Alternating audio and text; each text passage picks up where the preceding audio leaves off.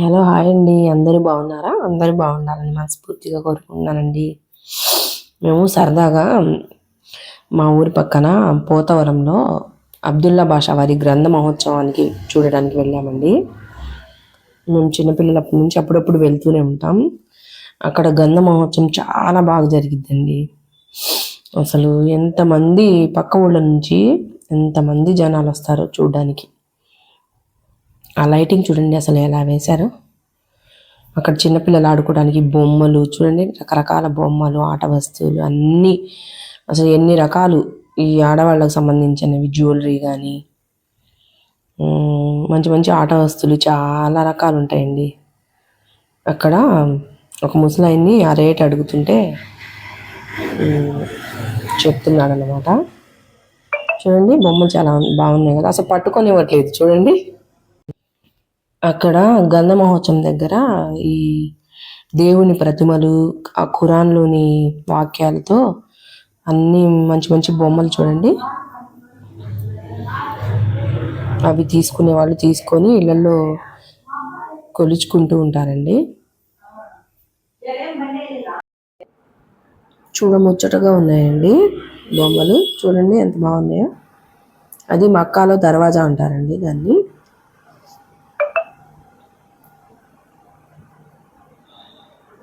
నాకు పెద్దగా తెలియదు ఈ దర్గాల గురించి అవి, కానీ ఎంతో బాగున్నాయి కదా అని షూట్ చేశాను.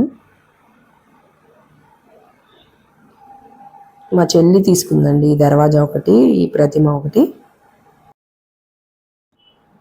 ఇవి కూడా అడిగాము, 200 చెప్పారు. కానీ నేను వేరే చోట దర్గా దగ్గరికి వెళ్ళినప్పుడు దేవుని అదే అక్షరాలు ఉంటాయి దాని మీద రాసి, నేను 100 రూపాయలకి తెచ్చానని చెప్తే ఇంకా మా చెల్లి తీసుకోలేదు. అది బాగుంది కదా, మనం మక్కాలో ఉంటుంది కదండి అది.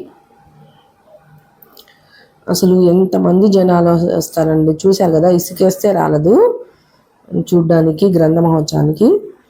ఇక్కడ చాలా మందికి వచ్చిన వాళ్ళకి వచ్చినట్టు లేదు అనకుండా అందరికీ భోజనాలు పెడతారండి వాళ్ళు అక్కడ. అసలు దర్గా చూడండి ఎంత బాగా అలంకరించారు విద్యుత్ దీపాలతో. అసలు ఎంత బాగుందో కదా.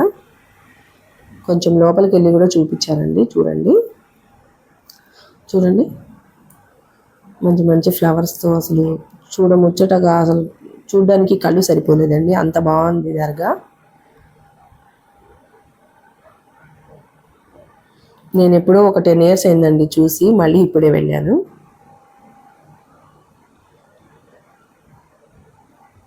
అక్కడ మొక్కులు ఉంటాయి కదా, వాళ్ళు నైట్ అక్కడ పడుకుంటారండి చాలామంది.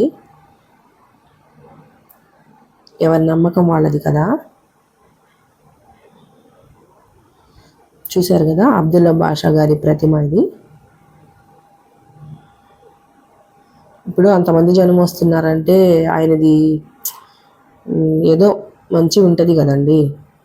ఆయన నమ్ముకుంటే అన్ని మంచిగా జరుగుతాయని.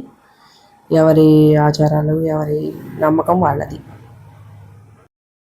ఇంకా మేము 1 గంట అక్కడ స్పెండ్ చేసేసి వచ్చేసామండి. చూడండి పిల్లలు ఆడుకోవడానికి ఇంకా ఎన్ని యాక్టివిటీస్ ఉన్నాయో అక్కడ. ఇంకా ఒక ఐస్ కొనుక్కొని తింటూ, అసలే గొంతు బాగాలేదు చూశారు కదా వాయిస్ రికార్డర్లో ఎలా వచ్చిందో. అయినా ఒక ఐస్ కొనుక్కొని నైటు ఆ మంచులో తింటూ వచ్చేసామండి. ఓకే అండి, బాయ్. మరో వీడియోలో మళ్ళీ కలుద్దాం. అంతవరకు సెలవు.